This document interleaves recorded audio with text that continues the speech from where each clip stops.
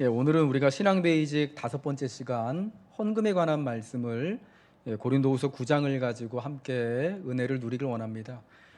저는 해마다 1년에 한 번은 꼭 헌금에 관한 내용으로 말씀을 전하기로 이렇게 마음을 먹고 있습니다. 여러분, 오늘이 바로 우리가 같이 또 헌금에 관한 말씀을 듣는 그런 날입니다. 헌금에 관하여서 말씀하고 있는 고린도후서 9장은요, 이 헌금을 3가지로 표현하고 있습니다.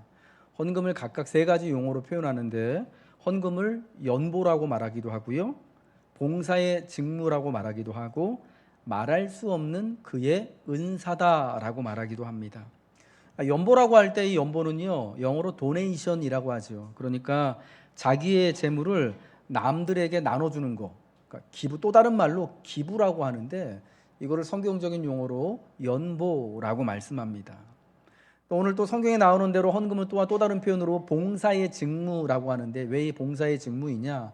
하나님의 은혜를 받아서 하나님의 교회를, 헌금을 통하여서 교회를 섬기는 것이고, 그리고 또 내 믿음을 섬기는 것이고, 또 교회로 말미암아서 가난한 형제들과 이웃을 섬기는 것이기 때문에 헌금은 봉사의 직무다라고 말씀하는 것이고, 말할 수 없는 그의 은사라고 말씀하셨을 때는, 이 헌금은 아무나 할 수 있는 것이 아니라 하나님의 은혜를 받은 그 응답으로서 하나님께 드리는 것인데, 그때 하나님께 이 헌금을 드릴 때 드리는 자들만이 누릴 수 있는 기쁨과 즐거움과 하나님이 그 삶의 구석구석 구비구비마다 그에 맞춰서 주시는 신비로운 은혜가 있기 때문에 헌금을 말할 수 없는 은사다라고 말씀하는 것입니다. 여러분이 헌금을 이렇게 각각 3가지 표현으로 부른다는 것, 헌금은 연보, 봉사의 직무, 그리고 말할 수 없는 그분의 은사다라는 것을 통해서 이 헌금을 하나님께 예배드릴 때마다 드리는 그 성격이, 그 목적이 무엇인지를 우리는 분명히 알 수가 있습니다. 바울 사도는 그가 복음을 전한, 그래서 복음을 전하고 교회를 세운 이방인의 교회마다 꼭 복음을 가르치고 헌금할 것을 가르쳤습니다. 고린도후서 8장 4절에 그 이유를 이렇게 말씀합니다. 이 은혜와 성도 섬기는 일에 참여함에 대하여 우리에게 간절히 구하니. 그러니까 헌금을 가르친 이유, 헌금의 이유가 뭐냐? 2가지인데요. 은혜 때문에, 그러니까 믿음의 장성함을 위하여서 헌금을 한다, 가르친다라는 거예요. 헌금을 하는 것, 그 헌금을 하는 것을 은혜 때문에 가르친다라는 거예요. 받은 은혜를 확인하는 가장 쉬운 방법이 뭐냐? 내가 예수 믿고 복음으로 인하여서 하나님의 백성이 된 큰 기쁨과 은혜를, 그 사람에게 있는 마음에 있는 그 시면에 있는 그 은혜를 발견할 수 있는, 확인할 수 있는 가장 큰 방법, 내 믿음을 표현할 수 있는 가장 큰 방법은요, 가장 쉬운 길은요, 하나님 앞에 얼마나 기쁨으로 드리는가, 헌금하는 것을 보면 분명하게 은혜를 받았는지 아닌지를 확인하게 되는 거예요. 여러분, 그래서 바울 사도는 곳곳에 복음을 전하면서 과연 이 복음을 영접한 이 이방인 형제들이, 전에는 하나님을 전혀 모르고 하나님의 말씀에 대하여서도 모르던 이들이 과연 그리스도 예수의 복음의 말씀을 듣고 하나님의 은혜를 영접했는가, 받아들인가를 확인하기 위하여서 헌금을 가르치고 헌금을 드리는 모습을 보기를 원했던 것입니다. 2번째 교회는 성도를 섬기는 일과 관련이 되어져 있습니다. 그러니까 이것은요, 이방인의 교회와 유대인 교회의 연합과 하나됨, 즉 형제됨을 위하여서 헌금을 가르쳤다라고 말씀드릴 수 있습니다. 고린도후서 8장과 9장이요, 바로 이 헌금에 대하여서 말씀을 해주고 있습니다. 여러분, 고린도후서는요 총 12장으로 구성되어져 있는데, 그 중에 2장, 그러니까 6분의 1을 헌금, 즉 연보라고도 불리고 봉사의 직무라고도 불리우고 말할 수 없는 그의 은사라고도 표현된 헌금을 가르치고 있다라는 것, 교회에 말하고 있다라는 것은 얼마나 우리의 믿음에 있어서, 하나님을 섬기는 일에 있어서 헌금이 중요한가라는 것을 다시 한번 강조하는 거예요. 여러분이 헌금을 강조한 그 그 당시의 백그라운드, 배경을 좀 살펴보아야 하는데요. 바울 사도는 그가 복음을 전하고 교회를 세운 곳마다 그래서 이제 막 예수를 믿게 된 이들을 형제라고 불렀어요. 전에는 이방인이라고 사람 취급도 안 했던 사람들을요, 어쩌면은 그 사람이 이 땅에서 남의 종 노릇을 하고 사회적으로 사실은 그렇게 존중받지 못하는 신분에 있는 사람이라고 하더라도 그가 예수를 영접하고 이 교회에 들어와서 함께 예배드리고 함께 성찬을 나누면 그를 형제라고 불렀던 거예요. 그러면서 그 형제들에게 하나님 앞에 연보, 즉 헌금할 것을 가르쳤습니다. 고린도 교회가 있는 아가야 지역에서 그러했고요. 빌립보 교회가 있는 마게도냐 지방에서도 바울이 세운 모든 교회마다 그 헌금을 가르쳤습니다. 이제 막 예수 믿기 시작한 형제들에게 헌금이 참 중요한 일, 특별히 이방인의 교회와 유대인의 교회가 진짜 다른 교회가 아니라 다른 하나님을 믿고 다른 복음을 믿는 것이 아니라 같은 한 하나님을 아버지로 섬기고 같은 주 예수 그리스도의 이름으로 세례받았음을, 그래서 이 땅의 모든 교회들이 하나임을 고백하길 원하여서 헌금하라고 요청하고 가르쳤다라는 것입니다. 왜냐, 그리하여서 이 헌금을 통하여서 이방인의 교회가 유대 땅에 있는 유대인들 형제들, 그 교회의 어려운 부분들, 부족한 부분들을 메꿔주고 도와주는, 그래서 실질적으로 진짜 한 가족, 한 형제로서 서로 돕고 서로 유익을 주고 서로 충만케 하는 은혜를 누리게 하도록 그것을 가르친 것이죠. 갈라디아서 2장 10절에 보면은요, 바울 사도가 이제 예수님을 만나고 이방인의 사도로서 14년을 수고한 다음에 예루살렘에 가서 그때 처음으로 예루살렘의 기둥과 같은 사도들을 만나는 장면이 나옵니다. 베드로라 불리우는 게바를 만나고 또 예수님의 동생이었던 야고보 사도를 만나고 자칭 예수님으로부터 가장 많은 사랑을 받았다라고 주장하는 요한 사도를 만납니다. 그래서 서로 교제의 인사를 하면서 서로 무엇을 확인하냐면 게바와 야고보와 요한 사도들은 유대인들을 위하여서 예수의 복음을 전하는 사도의 역할을 감당하고 바울 사도는 이방인들을 위하여서 복음을 전하는 사도의 역할을 감당함을 서로 확인하고, 이 두 그룹이 전하는 복음과 세운 교회가 다른 교회가 아니라 우리가 다 이제는 다 예수 그리스도 안에서 하나님의 한 가족, 형제임을 고백하게 된 거예요. 그러면서 게바와 야고보와 요한 사도가 바울 사도에게 한 가지를 부탁한 것이 있는데, 단 한 가지, 그 부탁한 게 뭐냐? 유대에 사는 가난한 형제들을 기억해 줄 것을 부탁을 했습니다. 이게 무슨 말이냐면 그 당시 팔레스타인과 유다 지역에 사는 예루살렘에 있는 예수 믿는 유대인 형제들이 오랜 세월 동안 시작된 가뭄으로 인해서 그렇지 않아도 가난한 사람들이었는데 정말 더 가난하게 된 거예요. 그래서 그 형편이 어려운 이 유대 형제들을 이방인 형제들이 정말 우리가 한 하나님을 모신다면, 그래서 한 형제가 이제 되었다면은 좀 연보를 해서 같이 도와줄 것을 요청을 한 거예요. 이러한 사실을 바울 사도는요 흔쾌히 받아들이고요 그렇게 말하죠. 사실은 나도 처음부터 이 일에 대하여서 힘쓰고 있었던 것이다 라고 말하는 것이에요. 그래서 바울이 헌금을 가르친 이유가 두 가지, 믿음의 장성함을 위해서 받은 은혜를 확인하고 그 은혜를 더욱 풍성케 하기 위해서 헌금을 가르치고, 정말 이제 예수 믿게 된 우리들이 하나님 앞에 헌금, 즉 연보를 함으로 교회 안에 있는 함께 예수를 주라 고백하는 모든 사람들과 더불어서 그 사람이 유대인이건 이방 사람이건 남자건 여자건 부유한 사람이건 가난한 사람이건 같이 다 한 형제라는 것을 실질적으로 돕고 그들의 부족한 것을 이들의 풍부한 것으로, 넉넉한 것으로 채워줌으로 보여주고자 했던 것이죠.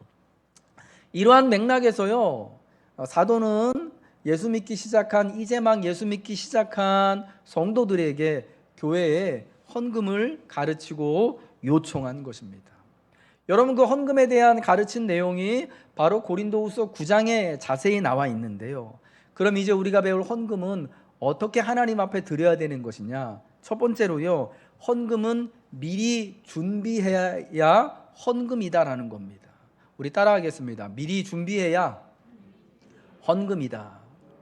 여러분, 헌금은요, 하나님 앞에 우리가 예배 드릴 때 드리는 예물인데, 이거는요, 예배 자리에 와서 그냥 내 주머니에서 집히는 대로 지갑에서 꺼내가지고 아무렇게나 드리는 게 아니라 예배에 나오기 전에, 주일날 전에 미리 믿음을 따라 준비해 놓은 것이 헌금이다라는 것입니다.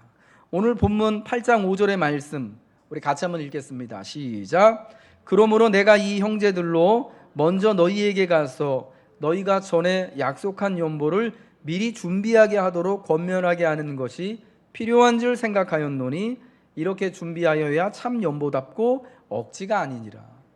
참 연보답고 억지가 되지 않기 위해서 정말 하나님께 드리는 헌금이 될 수 있도록, 그래서 헌금이 돼서 하나님의 큰 은혜를 헌금을 드리는 이나 그 드린 헌금을 통하여서 도움을 받는 이웃들이나 형제들에게 은혜가 되기 위해서는, 그래서 교회가 예수 믿는 자들이 모두가 다 하나님 앞에 한 형제와 임고 연합하고 있음을 고백하기 위해서는 이게 미리 준비가 되어져야 한다는 것입니다. 고린도 교회는요, 사실은요, 이 헌금을 연보를 위하여서 지금으로부터 약 1년 전, 그러니까 지금 고린도 교회 이 서신서를 보내기 1년 전부터 약속을 한 게 있습니다. 유다와 예루살렘의 가난한 형제들을 위해서 연보를 모으겠다라고 그들이 약속을 1년 전에 했습니다. 이 일은 누가 시켜서 강요해서 되어진 것이 아니라 1년 전에 고린도 교인들이 행하기를 먼저 시작을 했고 자기들이 자원하여서 원한 일이었다라고 말씀하고 있습니다. 고린도후서 8장 10절이죠. 이 일에 관하여 나의 뜻을 알리노니 이 일은 너희에게 유익함이라. 너희가 1년 전에 행하기를 먼저 시작할 뿐 아니라 원하기도 하였은즉. 1년 전에 그들이 먼저 시작하고 원하여서 된 것 준비하겠습니다 라고 그들이 결정을 했다라는 겁니다. 유다와 예루살렘 교인들이 겪고 있는 엄청난 기근이 있었습니다. 그래서 가난한 형제들이 더욱 가난해지게 되었는데, 이로 인해 예수 믿은 형제인 그들의 부족한 것을 자신들의 넉넉한 것으로 보충하고자 하는 마음이 생겨났어요. 사실 예수 믿기 전에는 팔레스타인에 사는 사람, 아마 이 이방인 성도들 중에서 한 번도 거기 찾아가 보지 않은 사람 많았을 겁니다. 어떤 사람들이 자기하고는 전혀 관계없는 사람이에요. 오히려 전에는 유대인들이 워낙 선민의식이 강한 사람들이라서 이방인들이 볼 때 사실은 어울리기 싫어하는, 서로 싫어하는 물과 기름 같은 사이였던 그들이었는데, 이제 예수 믿고 나서 보니까 같은 형제예요. 같은 교회예요. 그러니까 내 식구가, 내 지체가, 내 가족이 지금 기근으로 인하여서 힘든 상황을 보내고 있고 거기에 있는 성도와 교회들이 어렵다는 마음을 드니까, 이런 복음을 듣는 사람들, 하나님의 은혜를 누린 이들이, 접한 사람들이요, 처음부터 그들을 돕고자 하는 마음이 강하게 일어나게 되는 거예요.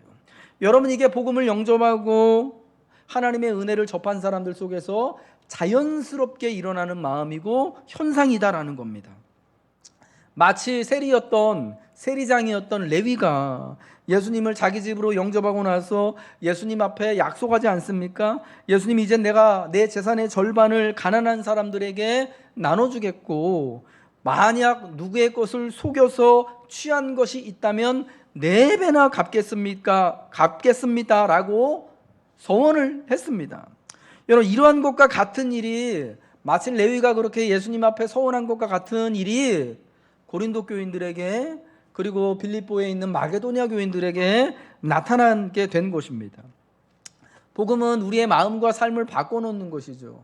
우리가 살아가는 데 있어서 가장 중요하다고 할 수 있는 또 재물, 돈, 물질에 관한 이 생각과 이 마음과 집착과 욕심도 변화시켜서 이제는 하나님을 위해서, 교회를 위해서, 그리고 교회의 형제들과 이웃을 위해 기꺼이 내어놓도록 하는 신비로운 은혜가 드러나게 되는 것입니다. 여러분, 그래서 바울은 이제 교회가 한 약속을 그들이 처음 마음처럼 잘 지키고 준비할 수 있도록 상기시키고 지금 가르치는 거예요. 야, 내가 가기 전에 벌써 1년 전에 약속했던 것을 너희가 믿음으로 잘 준비하여서 너희도 부끄럽지 않고 하나님 앞에 은혜를 드러내고 너희의 넉넉한 것으로 부족한 형제들의 부족한 것을 채워주고 또 그들의 넉넉한 것으로 너희의 부족한 것을 보충하여서 서로 평균케 되어지는, 균등케 되어지는, 헌금을 하느니나 헌금을 통하여서 유익을 받느니나 모두가 하나님의 놀랍고 신비한 이 은혜를 풍성하게 누리도록 하도록 준비해야 한다라는 것을 말씀하는 것입니다.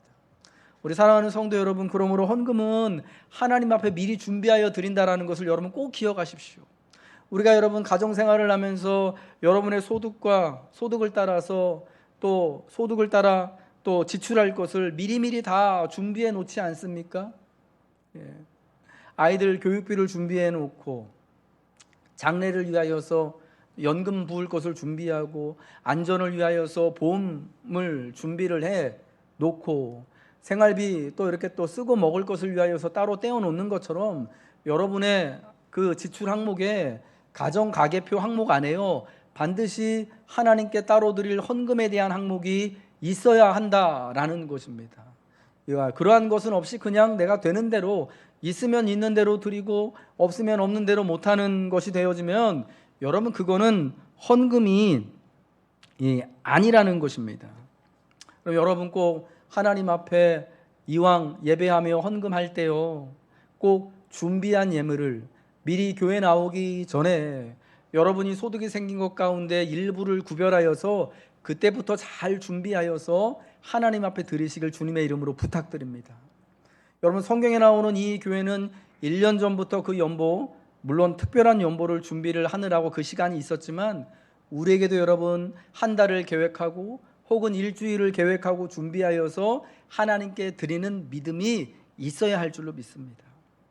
출애굽기 23장 15절에는요 이런 말씀이 있습니다. 우리 한번 읽을까요? 시작.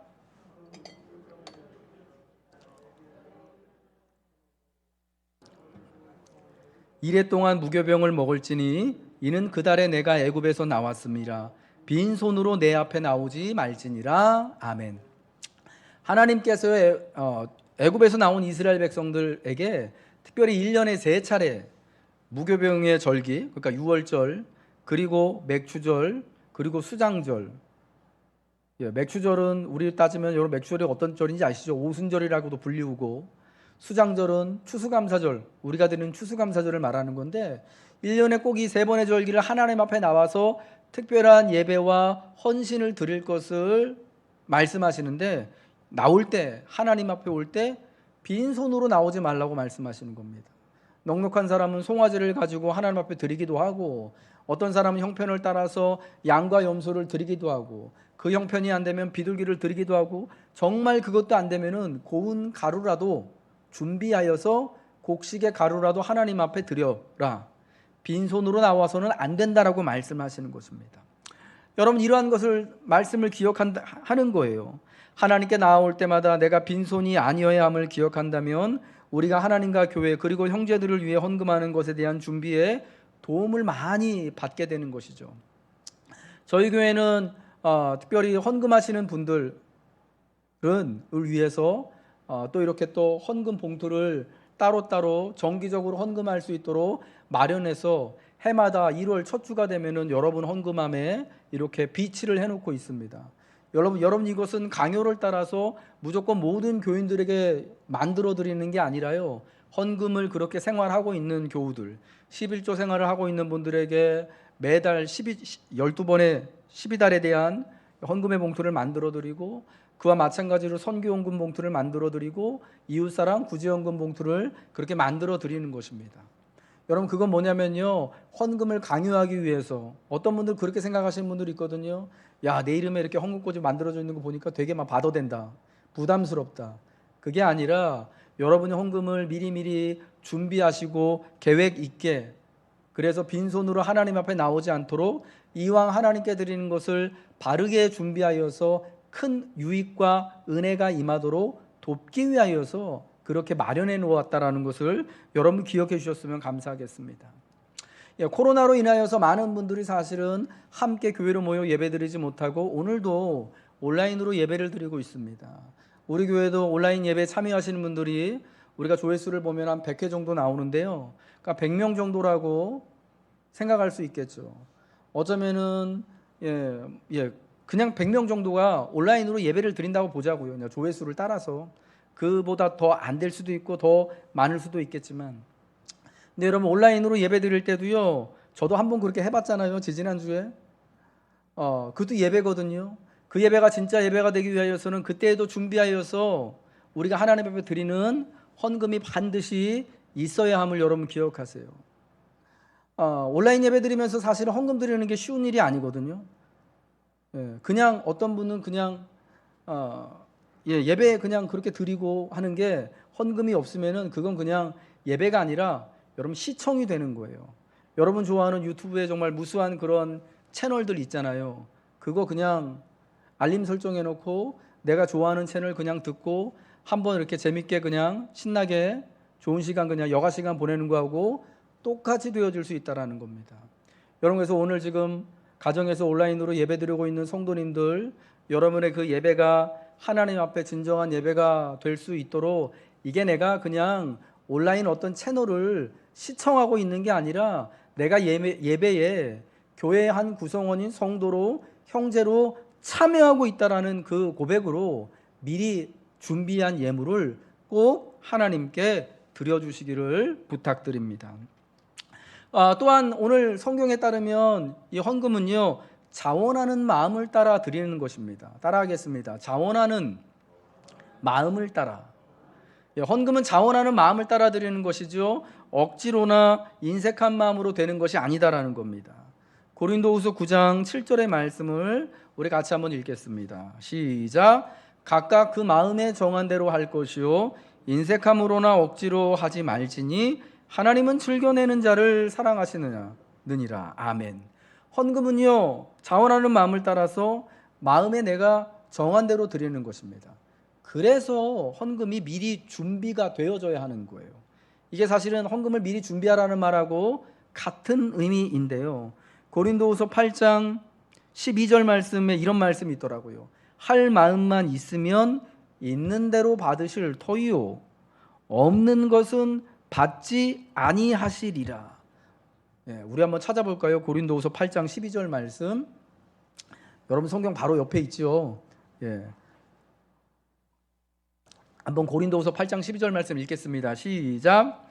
할 마음만 있으면 있는 대로 받으실 터이요 없는 것은 받지 아니하시리라. 우리가 드릴 마음만 있으면은 하나님은요, 그게 어떤 것이든지 간에, 액수가 어떻든지 간에 관계없이 있는 대로 하나님이 기뻐 받으시는 것이에요. 그러나 그 마음이 없으면 없는 것은 받지 아니하신대요. 그러니까 마음이 없이 인색한 마음으로 혹은 준비가 덜 된 채로 그냥 되는 대로 드린 예물은 그 마음이 없기 때문에 받지 않으신다라는 것이죠. 하나님께 드리는 헌금은 각자 믿음의 분량을 따라, 삶의 형편을 따라 그 마음에 정한 것을 미리 준비하여 드리는 것입니다. 소득이 많고 여유가 있는 분은 좀 더 여유롭게 우리가 볼 땐 그렇게 드려지는 것이고요. 또 그렇지 못한 교우들은 또한 그 형편을 따라 적은 것이라도 미리 그 마음에 정하여서 자원하는 마음을 따라 드리는 것입니다. 그래서 우리 예수님이 볼 때 가난한 과부의 두 렙돈이 어떤 부자가 넣은 넉넉하고 많은 헌금보다 더 많이 하나님께 드린 헌신이 되기도 하는 것이 헌금의 기적이고 헌금의 은혜인 것이에요. 우리가 마음에 정한 대로 하나님 앞에 특별히 드리는데, 그럼 무엇을 기준으로 우리의 마음에 헌금을 정하는가? 마음의 헌금의 액수를 어떻게 상정할까요? 성경이 정하여 준 기준이 있는데요. 그것은 각자의 소득의 10분의 1, 즉 11조 헌금을 드리면 된다라는 거예요. 성경이 말씀하는 10분의 1은 헌금의 기준인 거예요. 맥시멈 기준이 아니라요, 최소한의 미니멈의 기준이라고 보시면 되겠습니다. 헌금은 우리가 믿음을 따라 하나님의 받은 은혜에 감사하여서 미리 준비하여서 자원하는 마음을 따라서 즐거워서 또 자주 드려야 하는 것인데 우리의 믿음을 볼 수 있는 그런 최소의 기준이 바로 10분의 1이 되는 거예요. 여러분, 소득 10분의 1은요 솔직히 적은 금액이 아닙니다. 우리가 월급을 한 달치 받으면 나라에서 미리 사실은 한 10분의 1 정도를 세금으로 이미 다 떼가잖아요. 여러분, 그거 보면 어떤 마음이 드십니까? 야, 진짜 세금 많이 떼간다. 공무원이나 회사 생활 하시는 분들은 유리지갑이라고 하는 게 괜히 그냥 하는 말이 아니잖아요. 이게 적은 금액이 아니거든요. 좀 내가 소득이 많은 사람이거나 그렇지 않은 사람이거나 10분의 1을 헌금한다라는 것은요, 그래서 믿음과 용기를 요구하는 일인 거예요. 내 삶에서 10분의 1만큼만이 없어도 살 것 같고 있어도 살 것 같지만 사실 여러분, 그만큼이 더 있다면 어때요? 내가 좀 더 여유 있게 살 수 있지 않겠습니까? 친구들 만나서 밥 한 번 더 여유 있게 살 수 있지 않겠습니까? 조금이라도 장래 퇴직을 위하여서 퇴직적금 조금 더 10만 원이라도 혹은 20만 원이라도 더 들 수 있는 액수 아니겠습니까? 그거 조금만 더 쌓아놓으면 나중에 우리 아이 결혼할 때 혹은 대학 들어갈 때 뭔가 정말 큰 돈 좀 들어갈 일 있을 때 도움 줄 수 있을 만큼의 액수가 되는 거거든요. 그러니까 쉽게 말해서 이 10분의 1은요 내가 좀 나를 위해서 쌓아놓을 수 있는 금액이 되는 거예요.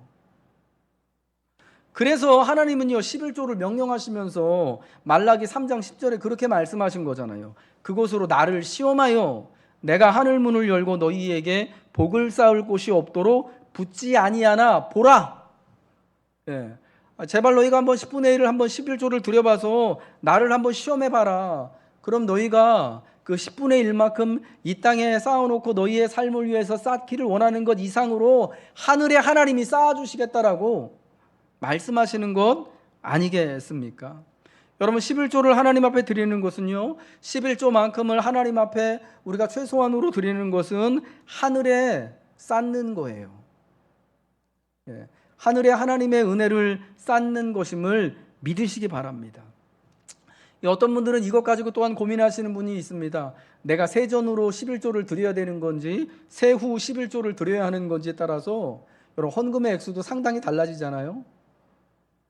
근데 여러분 그거는 세전 11조를 드리든지 세후 11조를 드리든지 생활비 중에서 11조를 드리든지 사업하시는 분들은 사실은 뭐 전체 이 토탈해 가지고 어디서 얼마만큼이 내 소득이고 얼마만큼이 회사에 또 들어갈 건지 이것도 헷갈릴 때가 얼마나 많습니까?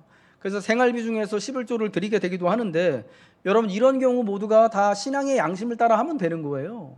어떤 게 맞고 어떤 것이 틀린 그런 것이 아닙니다. 내가 하나님 앞에 내 믿음의 분량을 따라서 하나님 저는 세전 11조를 드리겠습니다 하면 그게 맞는 것이고요. 내가 세후 11조를 드리겠다라고 결정하면 또 그것도 하나님께서의 그 믿음의 분량을 따라서 내가 정한 대로 내가 준비한 대로 또 하나님이 받으시게 된다라는 것입니다.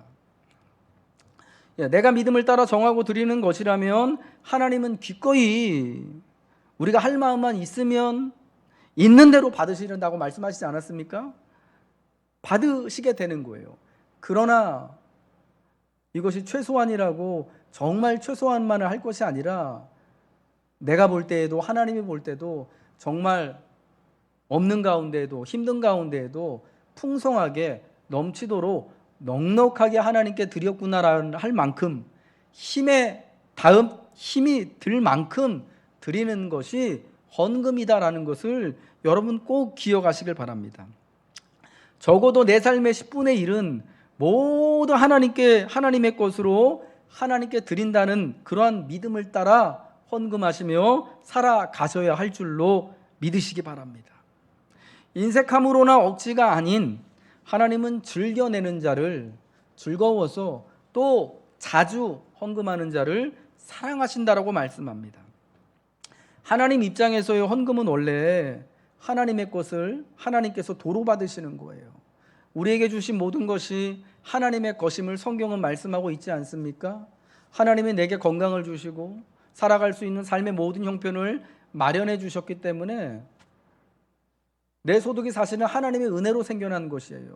하나님은 모든 것을 하나님의 소유라고 주장하십니다마는 그 중에서 특별히 일부를 헌금으로 하나님이 받으시는 거예요. 그러니까 여러분, 하나님의 입장에서는 하나님의 것을 하나님이 받으시는 것입니다.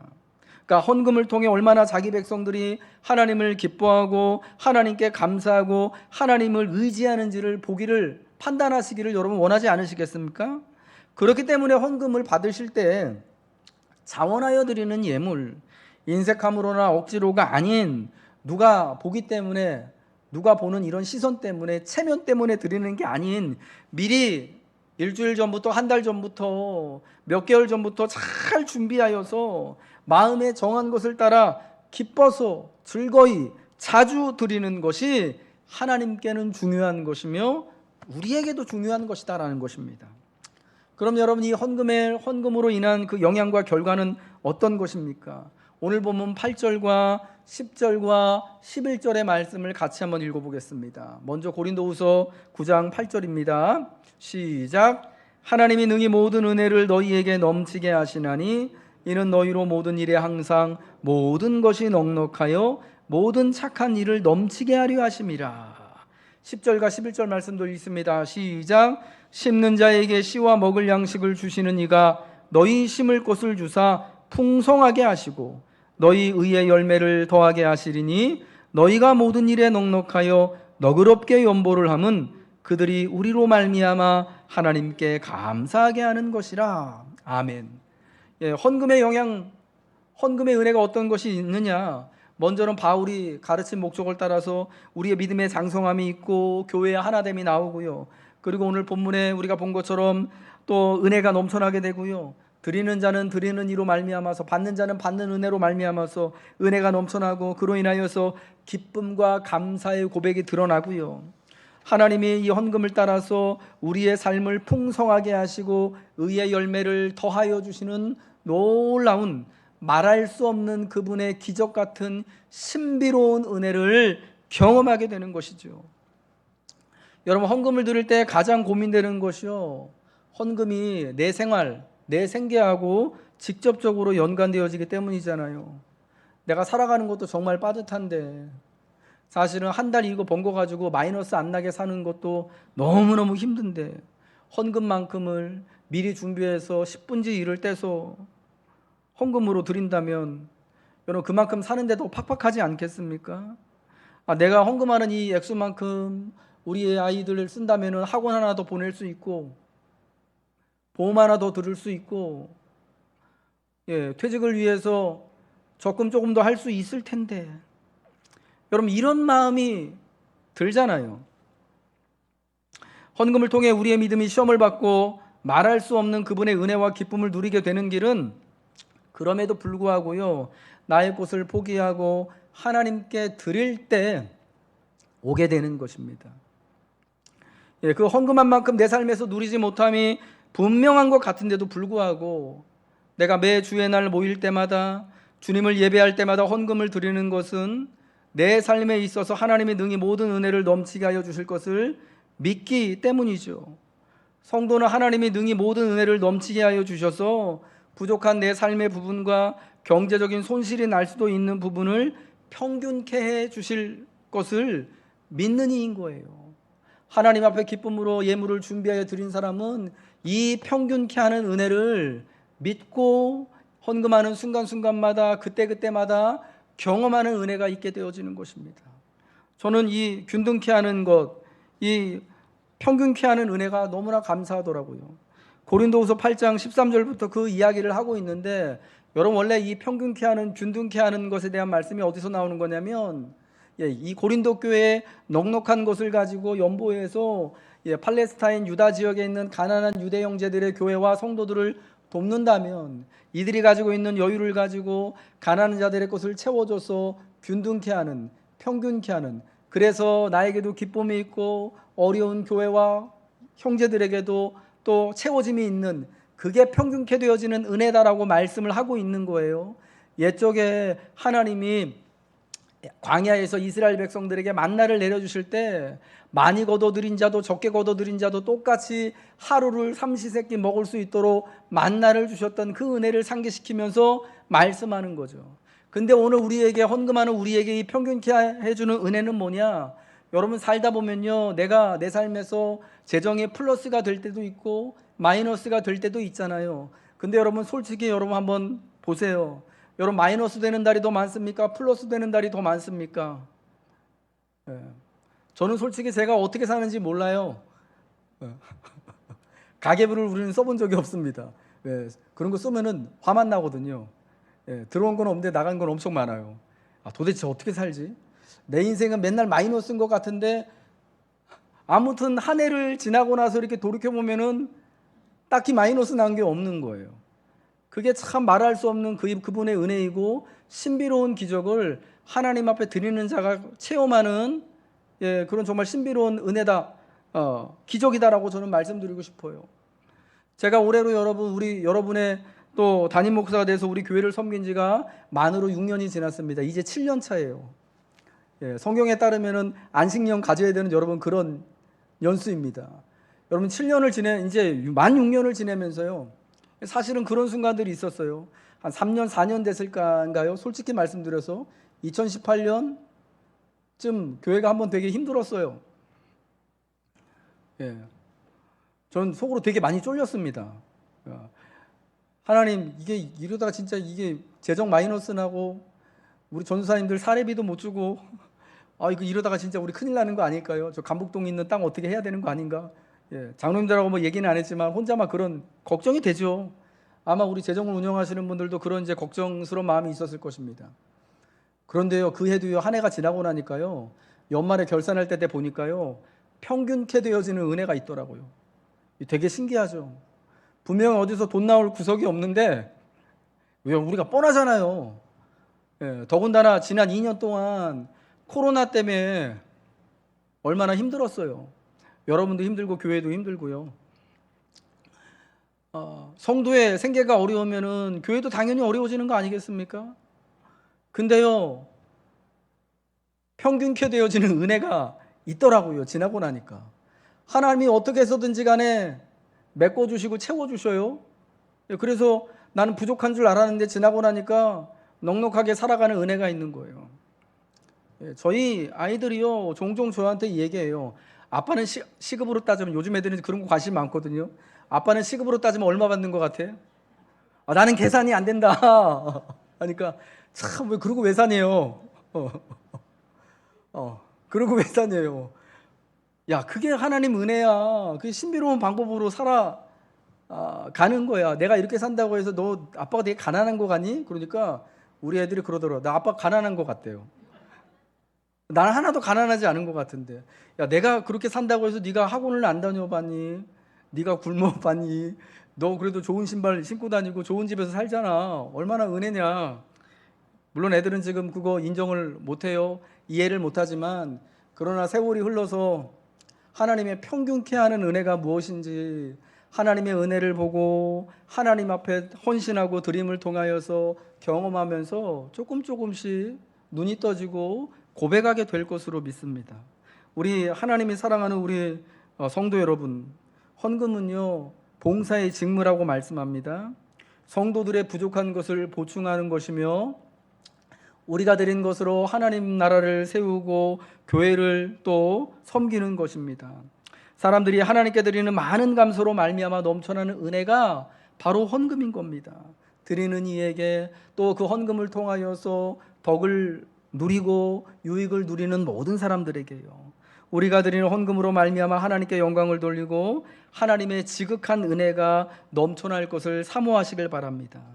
그리하여 하나님께서 여러분에게 심을 것을 주사 풍성하게 하시고 의의 열매를 더하게 하시는 은혜가 삶의 자리마다 피어나게 될 줄로 믿습니다.